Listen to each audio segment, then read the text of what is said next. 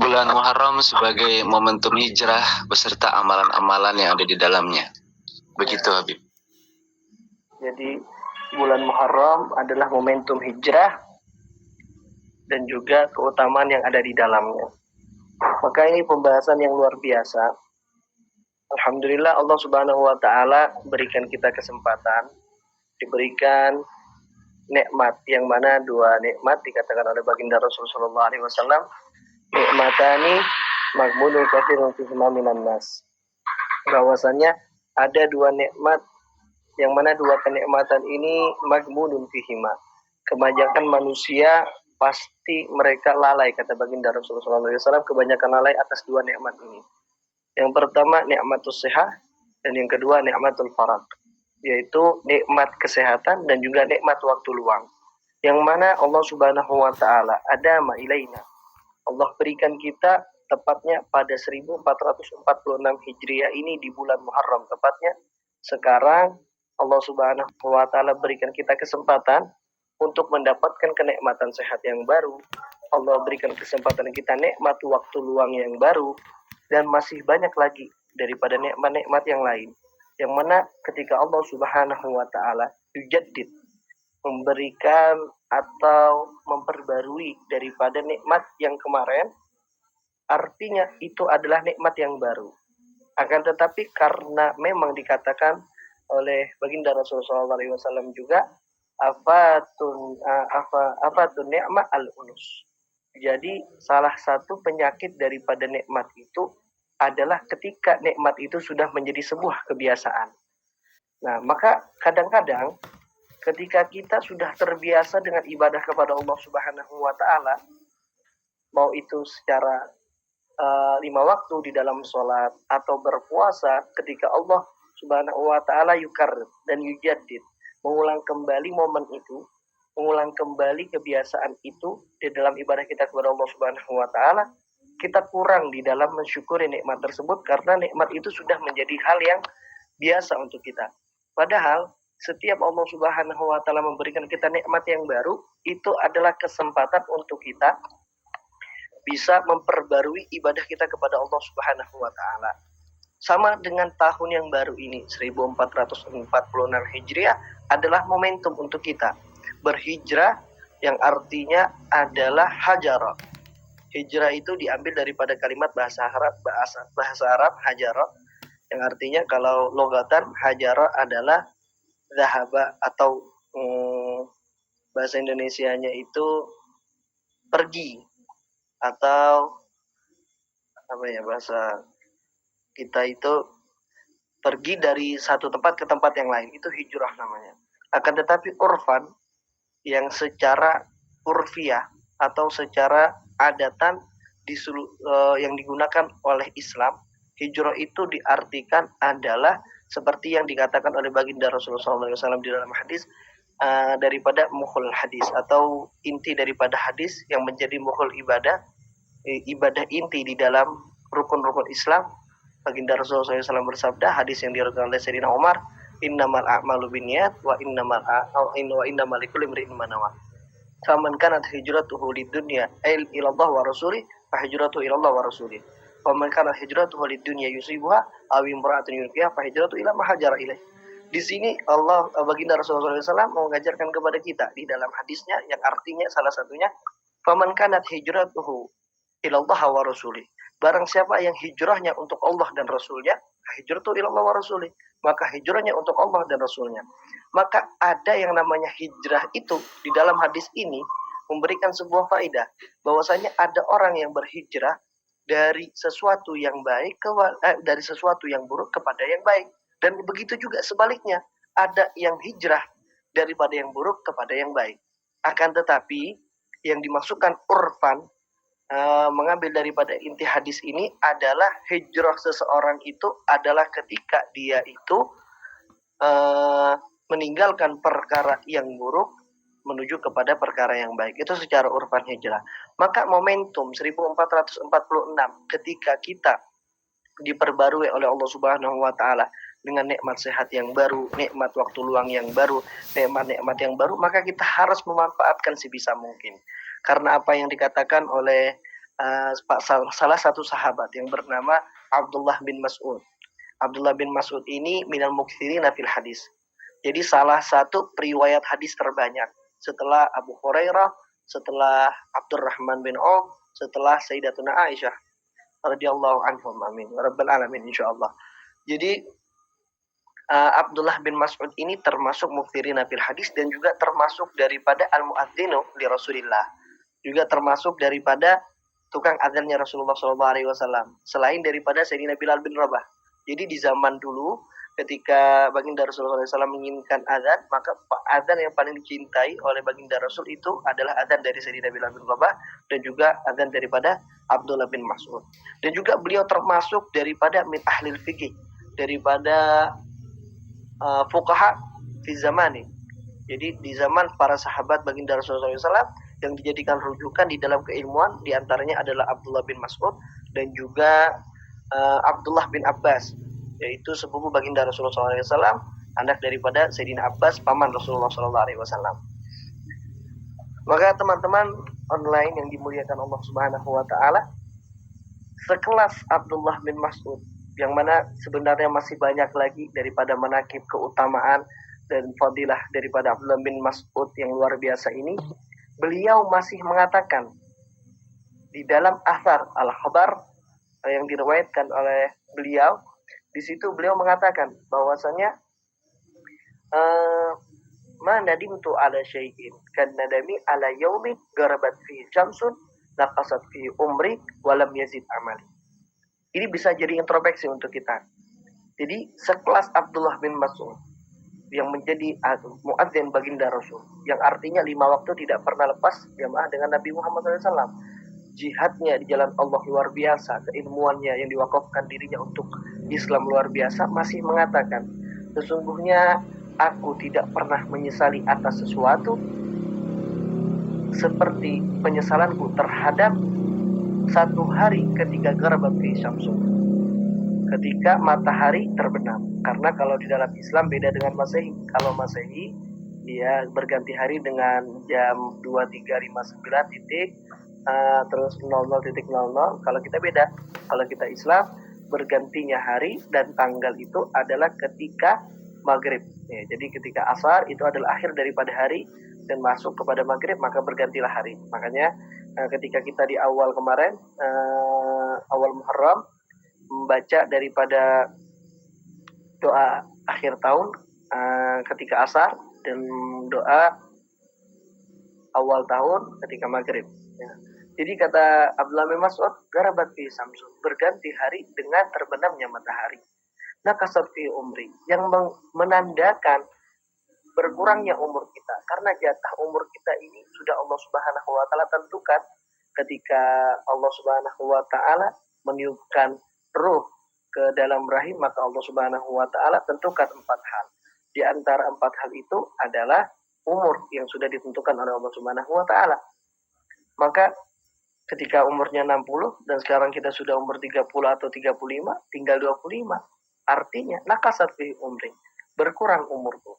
Perhatikan bagaimana para sahabat baginda Rasul itu cerdasnya luar biasa di dalam setiap kalimat yang mereka katakan, maka mengandung daripada hal-hal yang bisa kita jadikan introspeksi untuk momentum hijrah kita, untuk kita bisa menjadi orang yang lebih baik. Walam yazid amali, ditutup dengan kalimat walam yazid amali, tapi ketika hari itu tidak bertambah amalku. Maka momentum dengan bergantinya tahun ini adalah momentum untuk kita mengintrospeksi diri kita. Sampai mana kira-kira hijrah kita? Sampai mana perkembangan ibadah kita kepada Allah? Apakah masih sama seperti kemarin? Apakah 1 tahun 1445 akan sama dengan 1446? Fawailun, dikatakan di dalam makalah para ulama. Para ulama mengatakan bahwasanya al-muflihu, sesungguhnya orang yang beruntung adalah siapa? Man kana yaumuhu khairu min amsi, yang mana hari ini lebih bagus dari hari kemarin. Kenapa? Ya kalau misalnya dia tidak ada perubahan, maka dikatakan al-khasiru man kana yaumuhu sawabi amsi. Hari ini sama-sama kayak kemarin, berarti tidak ada perkembangan. Ya. Tidak ada perkembangan, maka dia adalah orang yang merugi. Dan sedangkan Orang yang celaka, fawailun liman kana yaumuhu asyarru min amsi. Maka celaka bagi orang yang mana hari ini lebih buruk daripada kemarin. Maka jangan sampai kita ini ketika Allah Subhanahu wa taala berikan nikmat yang baru luar biasa, mau itu secara harta kita, mau itu secara kesehatan kita, keislaman kita, ibadah kita kepada Allah Subhanahu wa taala, sehingga kita tidak bersyukur kepada Allah, meskipun mulut kita berkata syukur, akan tetapi kelakuan kita ketika tidak ada peningkatan hijrah, tidak ada peningkatan di dalam kebaikan, maka sama saja artinya kita itu tidak bersyukur kepada Allah Subhanahu wa taala secara hal, secara kelakuan kita tidak menunjukkan bahwa kita termasuk orang yang berhijrah. Alhamdulillah, alhamdulillah. Maka teman-teman yang dimuliakan oleh Allah Subhanahu wa taala, apalagi yang mana momentum Muharram ini merupakan tahun baru untuk introspeksi dan juga meningkatkan hijrah kita kepada Allah, maka juga Allah Subhanahu wa taala luar biasa sayang kepada kita sehingga Muharram masih dijadikan salah satu min ashhuril hurum, 4 bulan yang dimuliakan oleh Allah Subhanahu wa taala. Di antaranya 3 yaitu Sardan ya, di antara Dzulqa'dah, Dzulhijjah dan Muharram. Kemudian 1 yang berpisah yaitu bulan Rajab ya. Maka Muharram ini masih termasuk daripada bulan yang dimuliakan oleh Allah Subhanahu wa taala. Anal Muharram syahrun adzim. Cukup dikatakan bahwasanya di dalam Al-Qur'an inna iddatash syuhuri indallahi 12 syahran yauma khalaqas samawati wal arda wa minha arba'atun hurum. Bahwasanya ketika Allah Subhanahu wa taala menciptakan 12 bulan, maka di antaranya ketika yauma khalaqas samawati wal arda, ketika Allah Subhanahu wa taala menciptakan langit dan bumi, maka Allah juga menciptakan 4 bulan yang mulia. Ya, haram itu artinya mulia. Masjidil Haram artinya adalah masjid yang mulia. Ya, bukan haram untuk melakukan sesuatu di dalamnya, tidak, tapi haram itu yang artinya adalah mulia. Dan juga sebenarnya ada yang mengatakan para ulama bahwasanya sebab daripada dinamakan haram karena di zaman jahiliyah dulu juga dilarang untuk, karena ihtiraman, mereka memuliakan daripada bulan-bulan yang 4 ini di zaman jahiliyah sebelum Nabi besar Muhammad SAW. Jadi memang sudah orang-orang jahiliyah itu mereka tidak akan melaksanakan perang di bulan haram. Itu sudah termasuk daripada adat istiadat yang berdarah daging di zaman jahiliyah, orang-orang Arab dulu mereka memuliakan, sehingganya ketika masuk di dalam Islam, masuk baginda Rasulullah SAW, maka ini juga mengajarkan kepada kita bahwasanya ketika kita masuk kepada siapapun yang ingin berhijrah atau mengajak siapapun untuk berhijrah, ikuti cara baginda Rasulullah SAW yang diajarkan oleh Allah Subhanahu wa taala langsung. Ada bani Rabbi fa ahsana ta'dibi, kata baginda Rasulullah SAW. Bahwasanya aku adab bani Rabbi, aku telah diajarkan adab langsung oleh Allah Subhanahu wa taala, fa ahsana ta'dibi, maka adabku adalah adab yang terbaik. Ikuti cara baginda Rasul di dalam mengajak orang-orang untuk bisa mengenal Islam, untuk bisa sama-sama hijrah dengan momentum yang luar biasa Muharram ini, bulan yang mulia, yang mana artinya bulan haram Allah Subhanahu wa taala akan melipat gandakan segala pahala ya, pahala ibadah apapun. Jadi meskipun tidak ada riwayat langsung yang mengatakan puasa misalnya dari tanggal 1 sampai 10 gitu kan, tapi maka cukuplah fadilah daripada Muharram ini menjadi salah satu momentum untuk kita bisa melaksanakan puasa kepada Allah Subhanahu wa taala, terlebih-lebih di tanggal 9 di tanggal di hari Tasu'a dan juga hari Asyura. Jadi tanggal 9 dan juga tanggal 10 itu adalah hari yang mana Allah Subhanahu wa taala lebih muliakan lagi. Ya, lebih muliakan lagi dengan kita berpuasa di dalamnya. Teman-teman yang dimuliakan oleh Allah Subhanahu wa taala, kira-kira cukup ya materi yang disampaikan, jangan banyak-banyak biar tanya jawab lanjut ya. Monggo Ustazah dilanjutkan untuk acara berikutnya atau mau lanjut lagi? Kira-kira sudah cukup ya? Sesuai dengan tajuk kita, judul kita kayaknya sudah cukup. Baik, Habib. Baik, terima kasih kepada Habib Muhajir, Habib Ahmad Muhajir maksudnya, atas jawabannya. atas pemaparan materinya. Memasuki sesi selanjutnya ialah sesi tanya jawab dan diskusi selama 15 menit. Kami bataskan 3 pertanyaan. Acungkan tangan dan unmute lalu sebutkan nama dan pertanyaannya apa. Atau teman-teman bisa menanyakan langsung melalui kolom pesan yang tersedia. Baik, silahkan teman-teman yang ingin bertanya.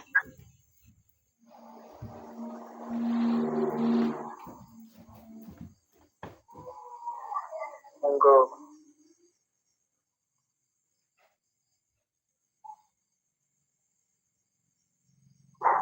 Semoga ada yang nanya ya. Oh, ada Ustaz. Baik, kepada Kak Usman mengangkat tangan, boleh on-mic Kak untuk menanyakan soal.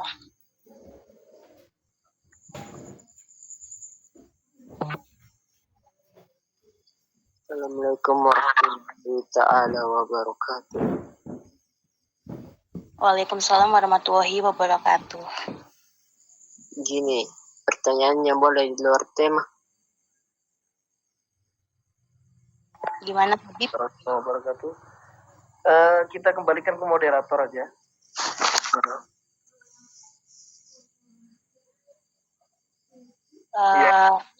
Boleh Kak, boleh. Silakan.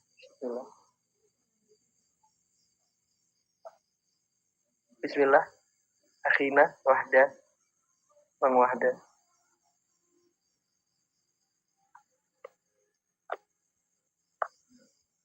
Mana? Suara. Monggo.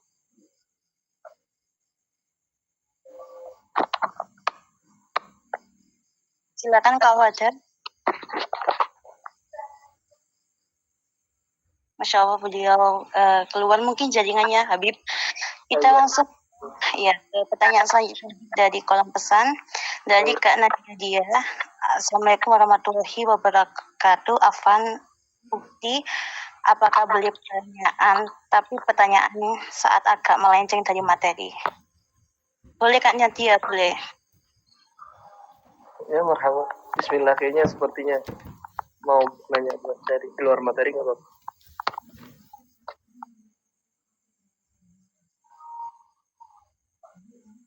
Tadi Kak Luna Kalista Kak, Habib maaf. Ya. Assalamualaikum warahmatullahi wabarakatuh. Afan Habib, apakah benar besok dan lusa?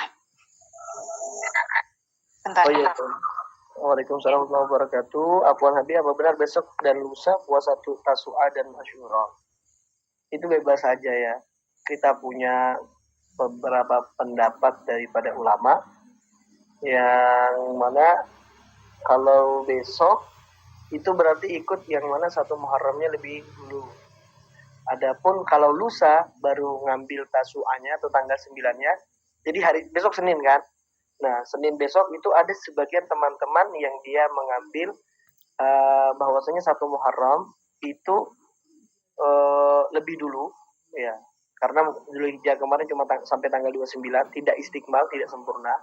Ya, karena beberapa pendapat dan kebanyakan di Indonesia itu ngambil yang 29. Artinya besok itu adalah hari Tasu'a, hari Senin. Ya, tanggal 9 dan lusanya adalah hari Asyura. Dan saya pribadi pun ngambil pendapat yang itu.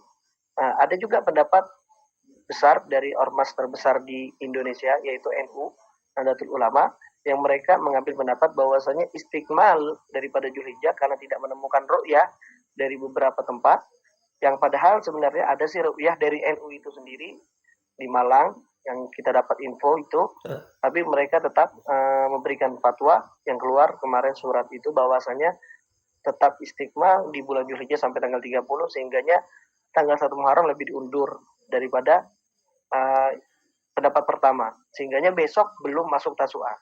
Hari Selasa baru Tasu'a, hari Asyuranya hari Rabu. Begitu.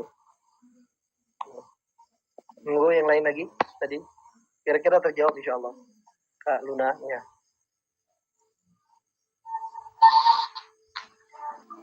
Baik, semoga terjawab ya Kak Luna. Baik, untuk Kak Usman, boleh bertanya? Boleh on-mic ya Kak? Gini. Apa pertanyaannya Kak Wahda? Gini Ustaz, kan sunnahnya tuh kalau orang wudhu, kalau digosok kaki sunnahnya kan Ustaz. Jadi kalau tidak digosok itu kaki sama jari-jarinya, itu wudhu nggak sah Ustaz atau sah? Jadi yang ditanya sama Kak Wahda adalah sah atau tidak, atau sunnah atau tidak? Iya Ustaz. Sah nih. Ya. Buka dulu mikrofonnya, saya mau nanya mastiin. Nanyanya ketika menggosok kaki, ya, itu sunnah atau tidak gitu ya? Betul. Ya, betul. Jadi yang wajib ketika membasuh kaki adalah dibasuh saja, bukan digosok ya. Di dalam Al-Quran, sallallahu ala Nabi Muhammad sallallahu. Idza qumtum ila sholati faghsilu wujuhakum wa aydiyakum ila marafiqi wamsahu bi ru'usikum wa arjulakum ilal ka'bain. Jadi ataf wa arjulakum ilal ka'bain adalah gusul, dibasuh. Sehingganya dialirkan air, yang mana air ini alma di dalam bahasa Arab adalah jauharatul latifah, sesuatu yang dia lembut, sehingganya cukup dialirkan saja itu sudah menyeluruh tanpa harus digosok-gosokkan. Adapun di sela-sela menggunakan ini kelingking yang sebelah kiri, kelingking kiri dimasukkan ke setiap daripada pojok ujung kaki ya, atau ujung jari-jari yang ada di kaki, dimulai dari yang sebelah kanan, kelingking kanan, menggunakan tangan kelingking kiri dari ujung satu-satu disela seperti ini contohnya. Ini tangan saya contohkan ya, seperti ini contohnya ya, dari kaki itu namanya di sela-sela, dan sunnahnya seperti itu, yang disunnahkan seperti itu ya. Nah, kemudian sampai ke ujung kiri. Itu sunnahnya, yang paling afdal. Adapun digosok-gosok memang termasuk sunnah, tapi belum afdal. Ketika tidak digosok, apakah sah atau tidak? Sah saja. Karena yang mana ketika dialirkan itu sudah cukup. Yang wajib cuma dialirkan saja. InsyaAllah. Terjawab mungkin insyaAllah? Ya, makasih Ustaz. Ada lagi? Ustadz, izin bertanya untuk mengakhiri pertanyaan terakhir ya Ustadz. Ya, siap. Saya ini kan tentang bulan Muharram ya Ustadz ya, yang dimana di Jawa itu namanya bulan Suro Ustadz. Iya. Nah kalau bulan Suro itu bukan kebanyakan sih, nggak tahu sih, kalau di sekitar daerah saya itu menganggapnya bulan Suro itu datangnya ke Ustadz.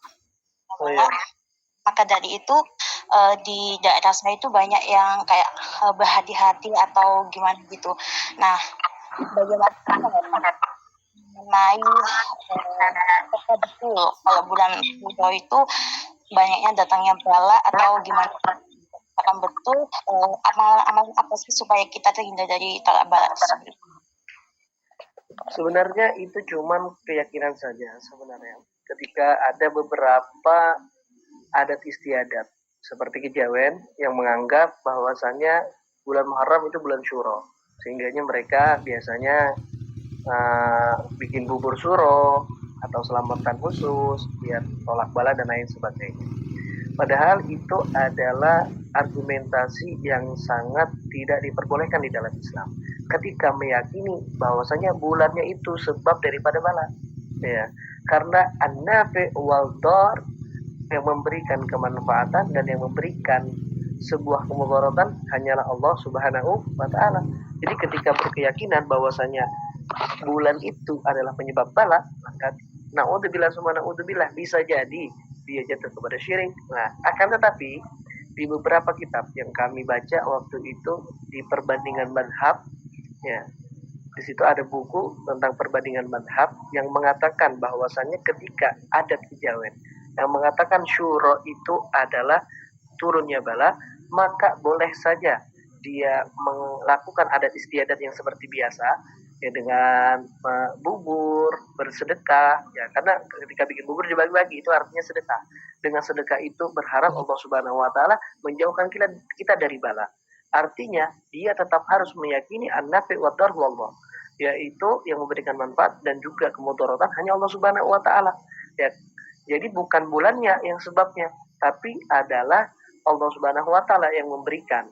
Akan tetapi perlu kita ketahui dan kita kembalikan lagi, tidak ada hari sial, tidak ada bulan sial, tidak ada waktu sial. Semuanya hanya Allah Subhanahu wa taala yang berkehendak. Jadi tidak boleh kita merasa, oh ini Muharram hari sial. So far, meskipun di situ ada peringatan keras dari beberapa ulama saja, bukan Nabi besar Muhammad SAW, bahwasanya ada bala yang akan turun di Safar. Bahkan para ulama Ahlu Tarim, yang mana kami dulu kita belajar di Yaman Tarim, Darul Mustafa, di situ mereka lebih meyakini Safar itu adalah Dhafarul Khair, waktu untuk Dhafar. Dhafar ini apa ya bahasa Indonesianya? Dhafar ini Dhafarul Khair. Allahumma shalli ala Muhammad. Menggapai kebaikan, ya. Jadi waktunya menggapai kebaikan. Bahkan Sayyidah Fatimah Zahra dan juga Imam Ali bin Abi Thalib, ya Sayyidina Ali bin Abi Thalib menikah di bulan Safar, yang diyakini kebanyakan waktu itu sebagai bulan turun bala. Tapi tetap baginda Rasulullah SAW menikahkan putrinya di bulan Safar. Itu menunjukkan bahwasanya kepada kita tidak ada hari sial, tidak ada waktu sial, tidak ada bulan sial. Begitu kira-kira, insyaallah. Gimana? Ya, baik. Terima kasih banyak Habib atas jawabannya. Jangan Baik. lupa silaturahmi. Insya Allah Habib. Baik, terima kasih kepada Habib Muhajir atas jawabannya. Terima kasih juga kepada peserta kajian malam ini yang telah mengajukan pertanyaan yang sangat luar biasa sekali. Dan mohon maaf kepada peserta yang belum pertanyaannya, kirimkan pertanyaannya di grup Ma'rifatun Academy. Insya Allah nanti akan saya kirim langsung ke Habib. Insya Allah akan dijawab oleh beliau langsung. Baik, selanjutnya adalah acara doa bersama yang akan dipimpin oleh pemateri kita pada malam hari ini. Kepada Habib Ahmad kami persilakan. Bismillahirrahmanirrahim. Al-Fatihah biniyatil qabul wa tamamul kulli su'ala hadatun su'ala mana wa salafuna wa rajalan syuhuna anna Allah yaj'al hadra majmu'ah minal ladzina an'amta 'alaihim minan nabiyyin was siddiqin was